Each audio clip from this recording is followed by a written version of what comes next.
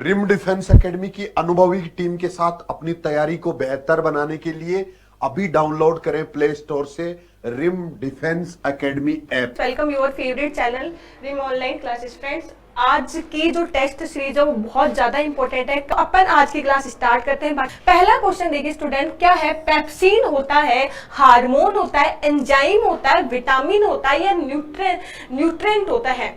तो बताइए फ्रेंड्स, क्या होता है पेप्सिन? देखो मैंने क्या बताया था कि बेटा जो पेप्सिन होता है ना वो एंजाइम होता है और ये किसका डाइजेशन करता है फ्रेंड्स? ये प्रोटीन का डाइजेशन करता है। किसका डाइजेशन करता है?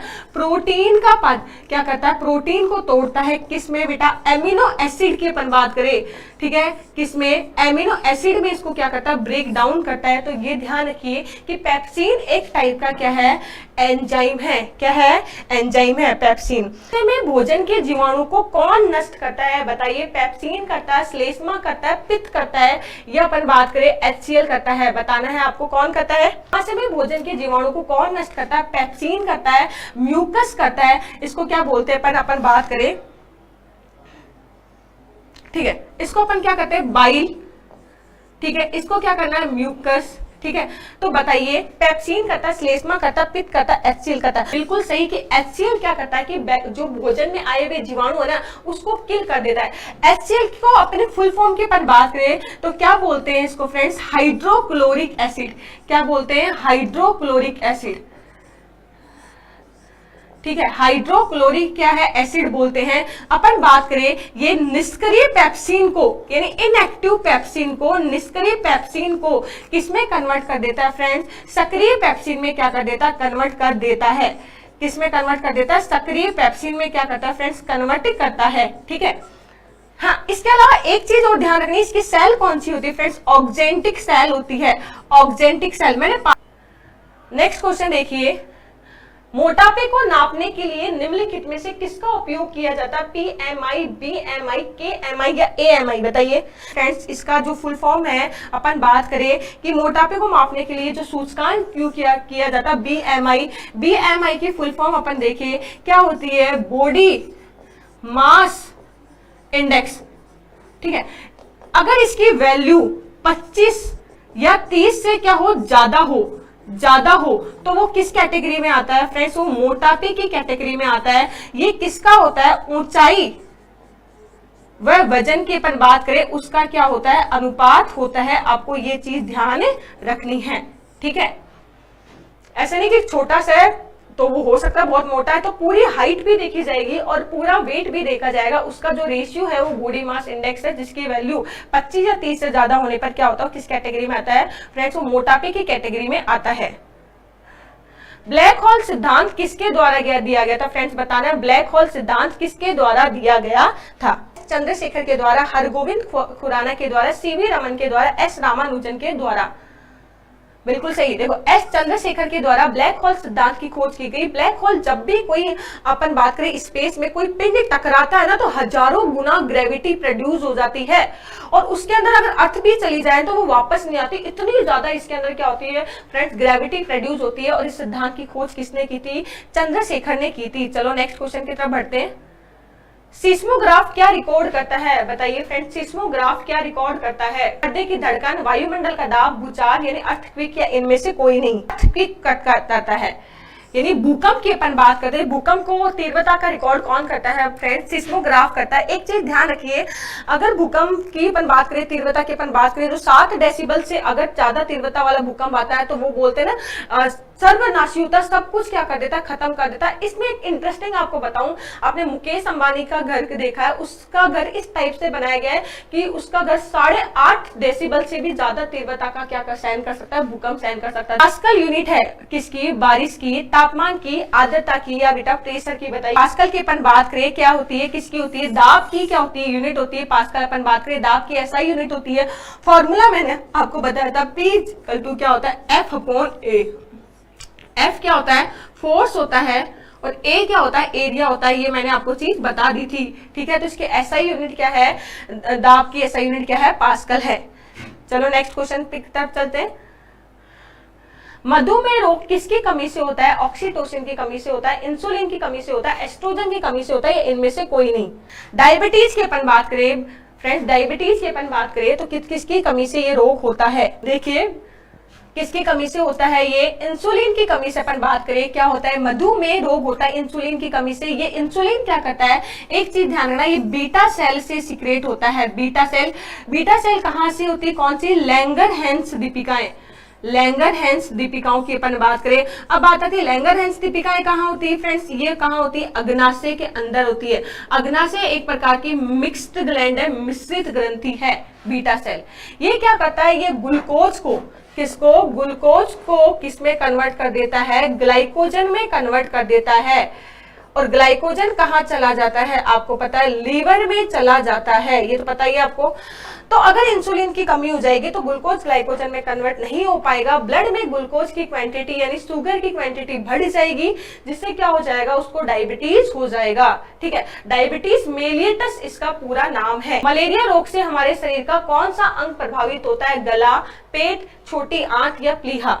मलेरिया जो रोग होता है अपन बात करें, ये किस अंग को प्रभावित करता है, प्लीहा को प्रभावित करता है। प्लीहा को आपको पता है इसको रक्त का कब्रिस्तान भी कहते हैं, क्योंकि सारी जितने भी आरबीसी डब्ल्यूबीसी का जब जीवन काल पूरा हो जाता है तो ये प्लीहा में जाके क्या होती है, अपघटित होती है, तो इसको रक्त का कब्रिस्तान यानी ग्यार्ड कहते हैं। ठीक है, किस वजह से होता है ये ध्यान रखिए,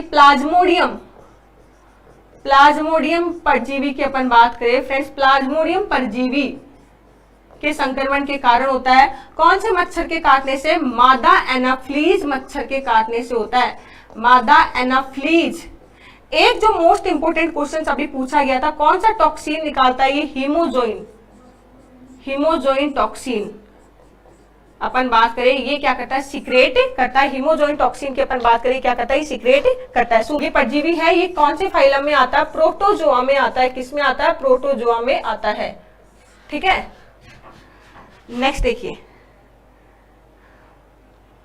मानव मूत्र में कौन सा विटामिन होता है, vitamin A, vitamin B, vitamin C या विटामिन डी, ये आपको बताना है कि कौन सा होता है। मूत्र में वही विटामिन जाएंगे जो हमारी बॉडी में टिक नहीं सकते, और हमारी बॉडी में कौन से नहीं टिक सकते, आपको पता है डब्ल्यूबीसी मैंने बताया था, डब्ल्यू फॉर वाटर, बी और सी। तो सबसे ज्यादा ये विटामिन सी जो है इसको एस्कॉर्बिक एसिड कहते हैं। आपको क्या बोलते हैं, एस्कॉर्बिक एसिड। तो ये यूरिन में निकल जाता है, घाव को भरने में भी यही विटामिन यूज होता है। और सिट्रस फ्रूट जो होते हैं, नींबू, संतरा, इनसे ये प्राप्त किया जाता है। ठीक है, सी। और इसके अलावा अगर दूसरे नंबर पे सी ऑप्शन में नहीं है तो बी भी ऑप्शन में है, तो ठीक है, ये भी क्या है, क्योंकि वाटर सोल्युबल है और पानी जब यूरिन के द्वारा बाहर निकलता है तो ये भी क्या हो जाते हैं, निकल जाते हैं। चलो अब नेक्स्ट बढ़ते हैं। हाँ, बहुत अच्छा क्वेश्चन है, फिजिक्स का क्वेश्चन है। विद्युत मोटर विद्युत ऊर्जा को किस रूप में बदलती है, यांत्रिक ऊर्जा में, ऊष्मा में, थर्मल एनर्जी में या चक्रीय एनर्जी में, ये आपको बताना है। बदल देता है ये विद्युत ऊर्जा को यांत्रिक ऊर्जा में। आपने पानी की मोटर देखी है, जब आप पानी की मोटर देखते हो तो जैसे ही आपने उसको विद्युत दिया यानी स्विच दबाया और वो चलने लग गई और पानी ऊपर तक पहुंच गया, मतलब उसमें यांत्रिक ऊर्जा आ गई। अब आपको एक चीज और बतानी है, कौन से नियम पे काम करता है, फ्लेमिंग के बाएं हाथ के नियम पे या फ्लेमिंग के दाएं हाथ के नियम पे ये काम करता है। बच्चा को ये भी ध्यान रखना है कि किस पे काम करता है, फ्लेमिंग के लेफ्ट हैंड के रूल पे काम करता है। और ये राइट हैंड जो होता है ना, वो कहाँ, जनरेटर पे काम करता है। और लेफ्ट हैंड की अपन बात करें तो मैंने बताया था, जैसे ये लेफ्ट हैंड है तो ये हमेशा अपन बात करें ना, ये हमेशा किसको बताएगा, करंट को बताएगा। और ये किसको बताएगा, मैग्नेटिक फील्ड यानी चुंबकीय अपन क्षेत्र को बताएगा। और ये अंगूठा हमेशा किसको बताता है फ्रेंड, उसको बताता है किसको, मोशन को या बल को बताता है। चलो नेक्स्ट क्वेश्चन, जड़त्व के नियम की खोज किसने की थी, बताइए। फ्लेमिंग ने की थी, गैलीलियो ने की थी, मैक्सवेल ने की थी। गैलीलियो देखो कितने, गति का प्रथम नियम भी बोलते हैं, मैंने बताया था आपको कि इसका गति का प्रथम नियम भी बोलते हैं। ठीक है, जड़त्व की अपन बात करें तो द्रव्यमान की माप है ये, यानी मेजरमेंट ऑफ मास की अपन बात करें, मेजरमेंट ऑफ मास की अपन बात करें। और यही था गति का प्रथम नियम, यही था कि जब तक कोई वस्तु गति करेगी, स्थिर अवस्था में रहेगी, जब तक कोई बाह्य बल नहीं लगाया जाए, और जैसे ही बाह्य बल लगाए तो वो उसका विरोध करेगी, जिसको जड़त्व का नियम कहते हैं। नेक्स्ट, तीसरे आवर्त में तत्वों में कक्षों की संख्या कितनी होती है, होती एल होती है। तो आपने पहला आवर्त देखा था, दूसरा आवर्त देखा था, तीसरा आवर्त आपने देखा था। तो पहले आवर्त की अपन बात की थी तो मैंने बताया था इसके अंदर कितने थे, 2 आते हैं। तो 2 की अपन बात करें तो देखो फ्रेंड्स, ये के हो गया, ये नाभिक हो गया, तो इसके अंदर 2, तो इसमें तो कक्ष की क्या हो गई, 1 हो गई। वहीं दूसरे और तीसरे के अपन ने क्या बोला था, 8 होता है। अंतिम कोष में कितने होते हैं, अपन बात करें टोटल 8 उसके अंदर तत्व होते हैं। तो इसमें अपन ने देखा था 1 और ये 2, यानी 1 2 3 4 5 6 7 8 ना, और ये के हो गया। तो कितने कक्ष हो गए फ्रेंड्स, इसके अंदर कितने कक्ष हो गए, 2 की अपन बात करें तो इसके अंदर कितने कक्ष होते हैं, 2 कक्ष हो गए इसके अंदर। निम्नलिखित में से कौन सा जंतुओं का सबसे बड़ा समूह, बहुत ही अच्छा क्वेश्चन है, बहुत ही अच्छा क्वेश्चन है। आर्थ्रोपोडा जंतुओं का सब संघ है, ध्यान रखिए, ये सबसे बड़ा संघ अपन बात करें तो ये क्या है, आर्थ्रोपोडा। और इसमें एक वर्ग आएगा इंसेक्टा की अपन बात करें, इंसेक्टा की अपन बात करें तो ये सबसे बड़ा क्या है, वर्ग है। तो सारे इंसेक्ट जो आते हैं ना वो इसमें आते हैं, क्योंकि 2 तरीके से हमने इसको 2 बातों के आधार पे आर्थ्रोपोडा को सबसे बड़ा माना है। एक तो इसके जीव, इसके इंसेक्ट सब दुनिया में सब जगह वितरित है, डिस्ट्रीब्यूट है। दूसरा, इसमें नंबर ऑफ जो संख्या है ना वो भी सबसे ज्यादा किसमें, आर्थ्रोपोडा में है। तो जितने भी आपके कीट पतंगे इंसेक्ट है वो किसमें आते हैं, आर्थ्रोपोडा में आते हैं। ठीक है, एक चीज और ध्यान रखिए, आर्थ्रोपोडा में जो उत्सर्जन होता है वो मेल्पिगी नलिकाओं के द्वारा होता है। ये क्वेश्चन पूछ लिया गया था। तो ये नेक्स्ट क्वेश्चन देखिए, निम्नलिखित में से कौन सा जानवरों में पाया जाने वाला हार्मोन नहीं है, ऑक्सीन, एड्रिनलिन, थायरोक्सिन, मिलेटोनिन, ये आपको बताना है। तो ऑक्सीन जो हार्मोन है ना ये प्लांट हार्मोन है। ऑक्सीन के साथ आप जिब्रेलिन की अपन बात करो ना, जिब्रेलिन की बात करो तो ये भी क्या है, प्लांट हार्मोन है। इसके अलावा साइटोकाइनिन की अपन बात करें, साइटोकाइनिन की आती है ना तो ये भी क्या है, जिब्रेलिन है। और एथिलीन, एथिलीन अपन एसिटिलिक बोलते हैं ना, एथिलीन, एथिलीन की अपन बात करें, फलों को पकाने में इसका यूज किया जाता है। और एब्सिसिक एसिड, एब्सिसिक एसिड अपन बात करें, एब्सिसिक एसिड आप देख लेना। तो इसके अलावा आपको जो दिख रहा है ना, अगर इनमें से कुछ भी आ गया ना, ये सब प्लांट में मिलते हैं और ये सारे बाकी किस में होते हैं, एनिमल्स में मिलते हैं। तो ऑक्सीजन है जो जानवरों में, एनिमल्स में हमारे अंदर नहीं मिलता। बताइए, अरे हाँ जानकी गुप्ता, हम जानवर है। देखो जानवर का मतलब ऐसे नहीं कि जानवर, कहने का मतलब हमें जो क्लासिफाई किया ना 5 चीजों में 2, देखो पूरे दुनिया में 2 ये, या तो पादप है या जंतु है। तो पादप में तो हम है नहीं, आपको पता है, तो हम किस में आएंगे, जंतुओं में ही आएंगे। लेकिन जंतुओं में हमारी जो क्लास है ना फ्रेंड्स वो अलग हो गई, हम मैमल्स में आते हैं। और फिर मैमल्स की अपन बात करें ना तो फ्रेंड्स हमारा ऑर्डर और हमारा जीनस है ना और हमारी स्पीसीज है ना वो अलग हो गई, इसलिए हम उसमें ह्यूमंस में आ गए। लेकिन हमारा अपन बात करें ना कि जो किंगडम है, जो जगत है, वो जंतु जगत में आते हैं। अपन किस में आते हैं, जंतु जगत में आते हैं। आगे बात समझ में, चलो नेक्स्ट क्वेश्चन की ओर बढ़ते हैं। गुब्बारे में भरी जाने वाली सबसे हल्की गैस कौन सी है, हाइड्रोजन, नाइट्रोजन, हीलियम, ऑक्सीजन। तो ये आपको बताना, बहुत अच्छा क्वेश्चन है, बहुत बार आपने देखा होगा। ऐसे तो अभी कई स्टूडेंट्स, कई फ्रेंड्स ऐसे बोलेंगे हाइड्रोजन, बिल्कुल सही, हाइड्रोजन भी सही है। लेकिन फ्रेंड्स हाइड्रोजन ज्वलनशील होती है, क्या होगी, ज्वलनशील होगी। इसलिए इसमें हम क्या भरते हैं, दूसरी गैस जो हीलियम, इसके अंदर क्या होती है, जो सबसे हल्की गैस है वो हीलियम, जो किसमें भरी जाएगी, गुब्बारे में भरी जाएगी। वैसे तो हल्का तत्व की अपन बात करें तो हाइड्रोजन है, लेकिन हाइड्रोजन ज्वलनशील होने की वजह से आपने देखा होगा सूरज में हाइड्रोजन सबसे ज्यादा है, नाभिकीय सलियन अभिक्रियाओं के द्वारा प्रोड्यूस होता है। तो इसमें हीलियम क्या होती है, भरी जाती है। देखिए बल का मात्रक क्या है फ्रेंड्स, बताना है बल का मात्रक क्या है। इसलिए फटाक से आपने आंसर दे दिया। मैं ऐसे चाहती हूँ कि सारे क्वेश्चंस के आप फटाक से आंसर दो। तो बल का मात्रक न्यूटन, बिल्कुल सही, सबने सही बताया। चलो भाई नेक्स्ट क्वेश्चन की ओर बढ़ते हैं।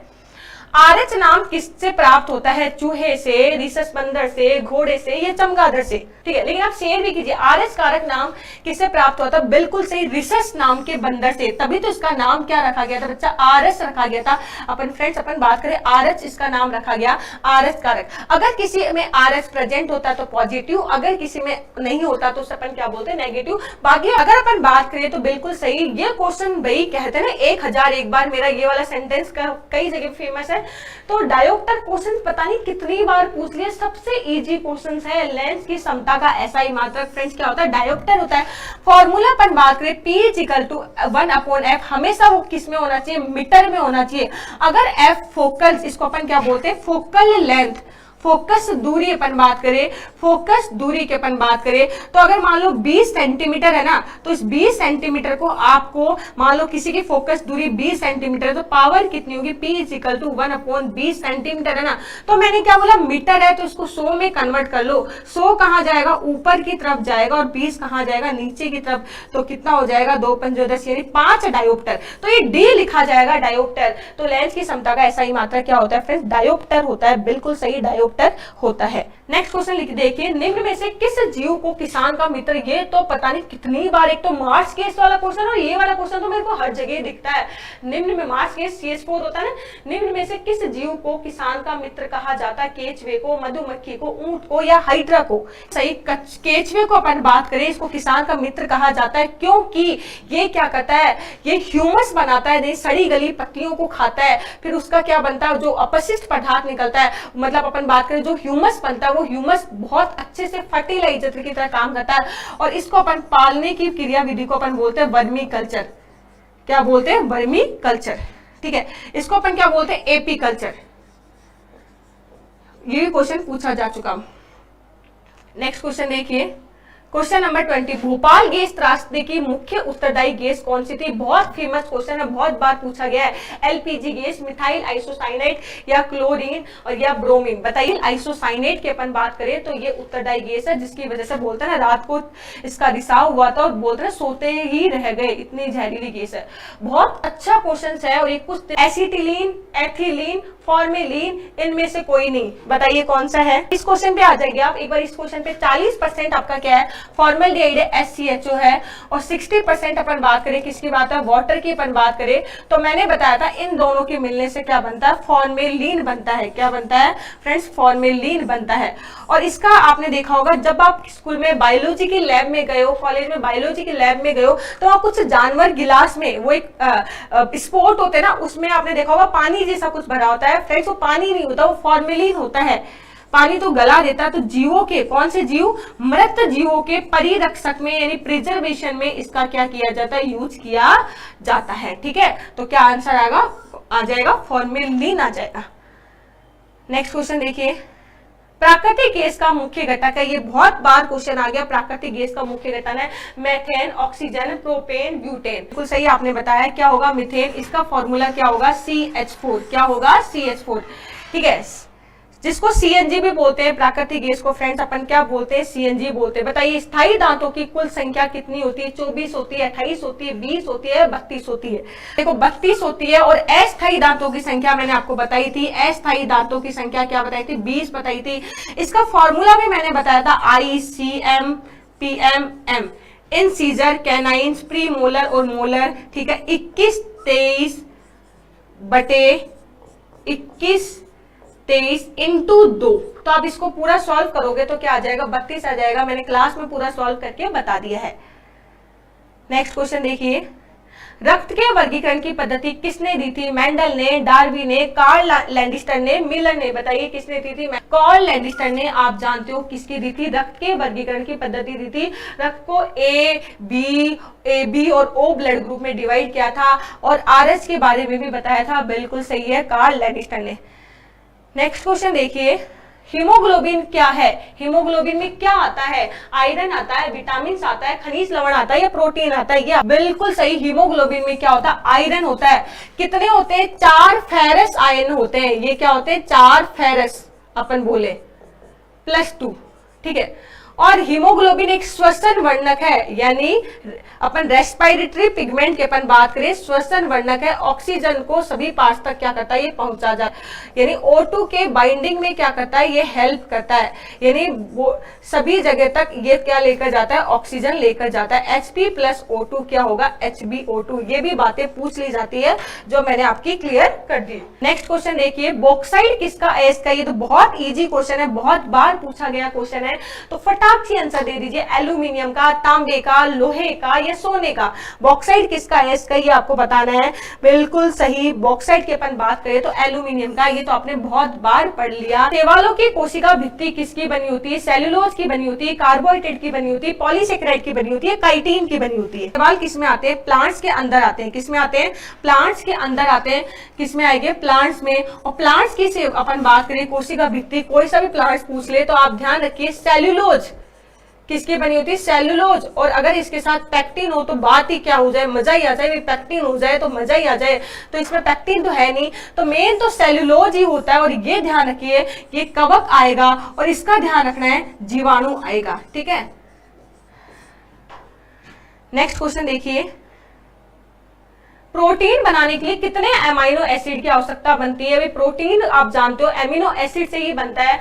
प्रोटीन अमीनो अम्ल का बहुलक होता है, पॉलीमर होता है, ये मैंने आपको बताया था। तो आपको बताना है 17 से 20 से 15 से 50 से। बिल्कुल ठीक है, कितने? 20 अमीनो एसिड हमें चाहिए प्रोटीन बनाने के लिए। आगे बात समझ में, कितने चाहिए? 20 अमीनो एसिड चाहिए। हालांकि ऐसे तो कोई कई बुक में 24 भी लिखा हुआ है, कई 25 लिखा हुआ है, लेकिन एक्चुअल में जिनका नाम पता ना, जिनके अच्छे से रिसर्च हुई ना, वो 20 अमीनो एसिड है। निम्नलिखित में से किस रंग की सर्वाधिक तरंग दैर्घ्य होती है? मैंने तरंग दैर्घ्य होती है वो सबसे ज्यादा किसकी होती है? लाल की तरंग दैर्घ्य सबसे ज्यादा होती है। बैंगनी की अपन बात करें सबसे कम होती है। लेकिन इसका जो विचलन कोण है ना, विचलन कोण मैंने लाइट वाले चैप्टर में इसको अच्छे से क्लियर करा है, बहुत मस्त शानदार बताया है। जो विचलन कोण होता है ना वो ज्यादा होता है।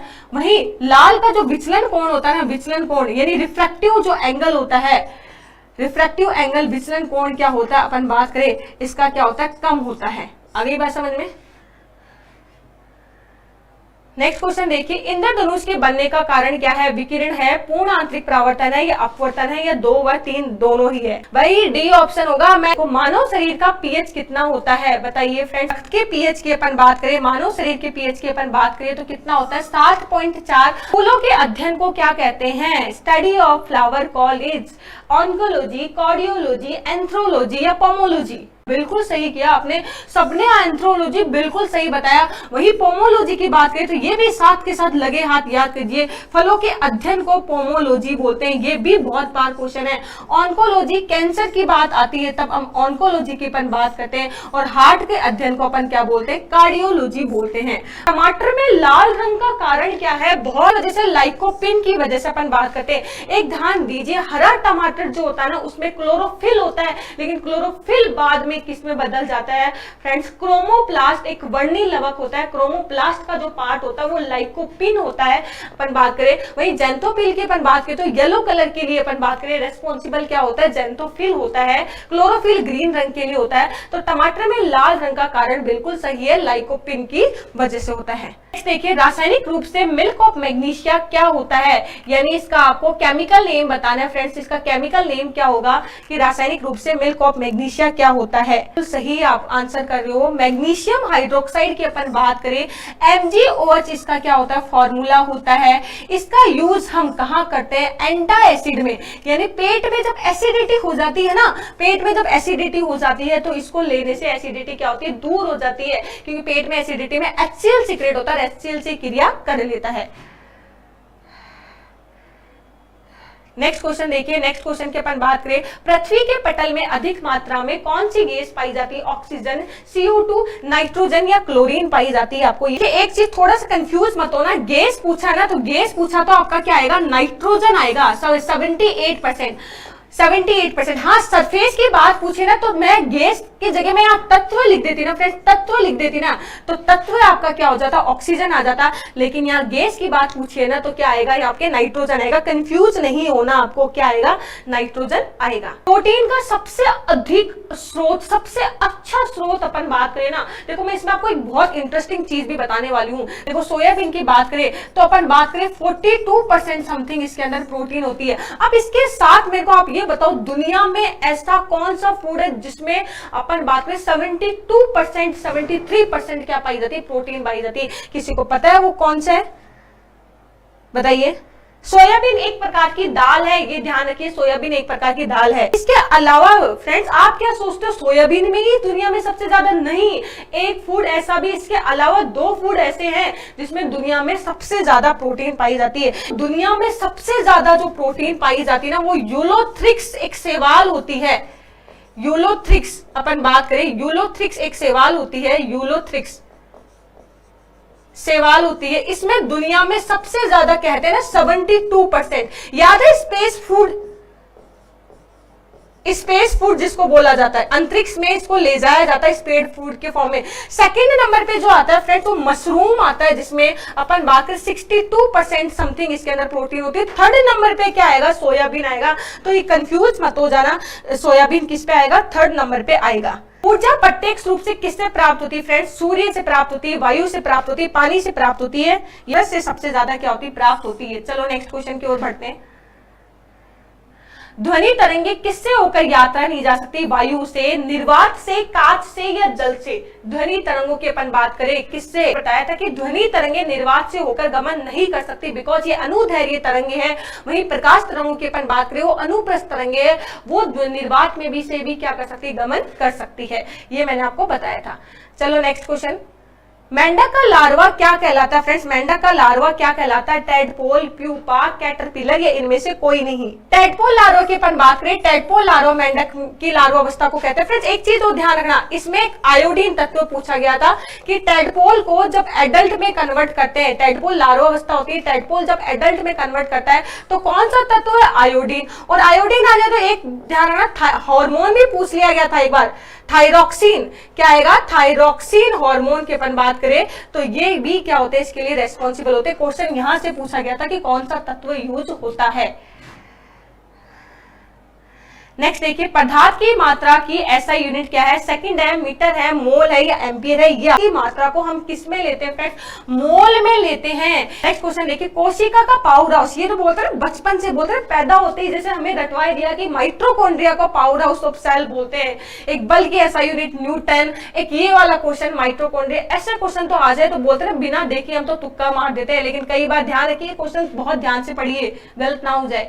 बिल्कुल सही है, इसमें तो आपको कोई गुंजाइश ही बात नहीं है। माइटोकॉन्ड्रिया को पावर हाउस ऑफ सेल या बिजली ग्रह भी बोलते हैं, ऊर्जा का मुद्रा ग्रह भी बोलते हैं अपन इसके अंदर। ठीक है, इसके अंदर एक ऐसा कोशिकांग है जिसमें खुद का प्रोटीन होता है, खुद का क्या होता है फ्रेंड? डीएनए होता है। ये भी आप ध्यान रखिए। नेक्स्ट देखिए, गामा किरणों से क्या प्राप्त होता है? गामा किरणों से क्या होता है? जीन म्यूटेशन, जलन, छींकना, ये ज्वरिया, कोई भी चाहे वो एक्स किरणें हो, गामा किरणें, कहते हैं ना बार बार एक्सरे नहीं करवाना चाहिए। रीजन क्योंकि वो हमारे अंदर जो जीन में परिवर्तन ला देती है, और जीन में अचानक होने वाला परिवर्तन फ्रेंड्स उस परिवर्तन या म्यूटेशन कहलाता है। और म्यूटेशन से क्या होती है? बीमारियां हो जाती है, जैसे हीमोफीलिया है, डाउन सिंड्रोम है, टर्नर सिंड्रोम है, ये सारी बीमारियां किससे होती है? इनसे हो जाती है। तो क्या आएगा? Gene mutation. क्वेश्चन देखिए, वायुमंडल में कौन सी गैस पराबैंगनी किरणों का अवशोषण कर लेती है? ओजोन का। क्योंकि आप जानते हो O2 होती है ना, ये O से क्या करेगी? क्रिया करेगी, तभी यूवी की अल्ट्रावायलेट रेज की प्रेजेंस में तो क्या बना लेती फ्रेंड्स? O3 बना लेती है। तो O3 यूवी का यूज हो रहा है यहाँ पे O3 बनाने के लिए। ठीक है, तो अगर अपन बात करें जैसे क्लोरोफ्लोरोकार्बन होता है ना, वो क्लोरोफ्लोरोकार्बन क्या कर लेता है? इस ऑक्सीजन से बाइंड कर लेता है, तो इसलिए वो क्या करता है? ओजोन को बनने नहीं देता, जिससे अल्ट्रावायलेट रेज आ जाती है, जिससे स्किन को नुकसान होता है, स्किन कैंसर भी हो जाता है। देखो कितनी सारी चीजें हमने कर ली मिनटों में। अम्ल वर्षा वनस्पति को नष्ट कर देती है। बहुत ही बोलते हैं ये भी रटा हुआ क्वेश्चन है, लेकिन रटे हुए क्वेश्चन का भी रिवाइज हो जाए तो बात ही क्या है। बिल्कुल सही है, बिल्कुल सही। सल्फ्यूरिक अम्ल की अपन बात करें, सबसे ज्यादा जो है सल्फ्यूरिक अम्ल, ठीक है, उससे बाद में अपन बात करें कौन सा अम्ल है? नाइट्रिक अम्ल। ठीक है, नाइट्रिक अम्ल के बाद की अपन बात करें तो कौन सा अम्ल है? कार्बनिक अम्ल। ये तीनों ही अपन बात करें, इसमें तो क्या आ जाएगा? अपन बात करें SO2, इसमें क्या आ जाएगा? NO2, इसमें क्या आ जाएगा? CO2। ये ध्यान रखिए, ये सब H2O से क्या करती है? क्रिया कर लेती है। नेक्स्ट क्वेश्चन देखिए फ्रेंड्स, नेक्स्ट क्वेश्चन, जीवाणु को नष्ट करने के लिए निम्नलिखित में से किस गैस का उपयोग किया जाता है? क्लोरीन गैस की अपन बात करें फ्रेंड्स, क्लोरीन गैस की अपन बात करें तो जीवाणु को नष्ट करने के लिए क्या है, क्लोरीन गैस का क्या किया जाता है फ्रेंड्स, उपयोग किया जाता है। क्लोरीन गैस की अपन बात करें। ब्लीचिंग पाउडर आपने सुना होगा, विरंजक चूर्ण को भी आप आते हैं तो जब ऑप्शन में विरंजक चूर्ण भी दे रखा हो तो ये भी सही है। सूत्र होता है CaOCl2 जिसको ब्लीचिंग पाउडर कहते हैं, इसमें भी Cl2 गैस आ रहा है। फिटकरी की अपन बात करें फ्रेंड्स, फिटकरी की अपन बात करें तो ये भी ध्यान रखिए, फिटकरी की अपन बात करें तो इसका यूज भी आसुत जल, इसका यूज हम किस में करते हैं, आसुत जल यानी वाटर प्यूरिफिकेशन में इसका यूज किया जाता है। जीवाणु को नष्ट करने के लिए किसका यूज किया जाता है, क्लोरीन का यूज किया जाता है। हाँ सुमन मैडम प्लीज, अब मैं बोल रही हूँ ना भी कुछ दिन अपन ये प्रैक्टिस करके बस पेपर भी सॉल्व करवाएंगे, सारे पेपर में लेके आऊंगी। इसके लिए मैंने आपको बता दिया था कि आपको शेयर करना है बहुत ज्यादा से ज्यादा। खोपड़ी में कितनी अस्थियां होती है ये बताना फ्रेंड्स, खोपड़ी में कितनी अस्थियां होती है? 29, 30, 20, बिल्कुल बहुत बार ये भी रटा हुआ क्वेश्चन है फ्रेंड्स, रटा हुआ क्वेश्चन है। अपन बात करें कि खोपड़ी की अपन बात करें तो इसमें देखिए क्रेनियल, क्रेनियल का मतलब आपने देखा होगा माथा जिसको अपन बोलते हैं, उसमें 8 बोन्स होती है। और फेस की अपन बात करें फ्रेंड्स, फेस की अपन बात करते हैं 14 बोन्स होती है। और एक हमारी होती है गर्दन की तरफ, यानी अपन जीभ के जस्ट नीचे, इसके जस्ट नीचे हायोड बोन होती है जो फ्री होती है, जो किसी से अटैच नहीं होती। इसको एक तो 6 आपकी ईयर की भी तो काउंट होगी, ईयर में कितनी होती है फ्रेंड, 6 होती है। अब आप देखिए 29 इसमें क्या हो गई, बोन्स हो गई।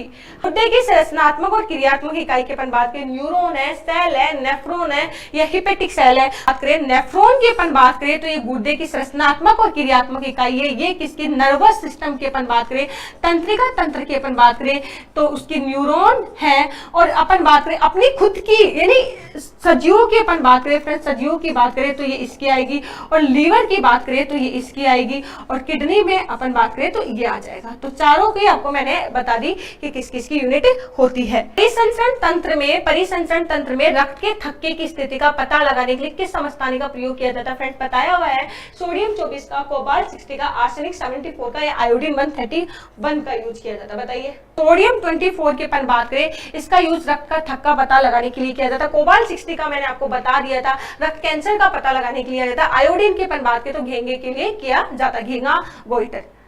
नेक्स्ट क्वेश्चन देखिए 49, क्वेश्चन नंबर 49, निकट दृष्टि दोष के निवारण के लिए किस लेंस का यूज किया जाता है? उत्तल लेंस का, अवतल लेंस का, इंट्राऑक्यूलर लेंस का, ये बेलनाकार लेंस का। लेंस मैंने को बताया था कि मायोपिया जब हमें दूर का दिखाई नहीं देता, दूर का दिखाई नहीं देता, तो दूर का दिखाई नहीं देता तो हम कौन से का यूज करते हैं? अवतल लेंस का यूज करते हैं। ये किसमें यूज होता है बताया था, मोतियाबिंद की बात हुई थी तब मैंने बताया था कि ये इसमें यूज किया जाता है। ठीक है, ये मैंने आपको बताया था कौन सा, जब वर्टिकल लाइन यानी ऐसी लाइन और ऐसी लाइन आपको दिखाई नहीं दे, कि आपको पता ही नहीं कि खड़ी लाइन कौन सी है, आड़ी लाइन कौन सी है, तो इसको अपन बोलते हैं एस्टिग्मेटिज्म। दृष्टि बेस में अपन बात की थी, दृष्टि बेस में इसका यूज किया जाता है। और जब अपन को पास का दिखाई नहीं देता, हाइपरमेट्रोपिया की अपन बात करें तो इसमें इसका यूज किया जाता है। ये पूरी क्लास हो चुकी, आप देख सकते हो। और अवतल लेंस का यूज मायोपिया में जब हमें दूर का दिखाई नहीं देता उसमें किया जाता है।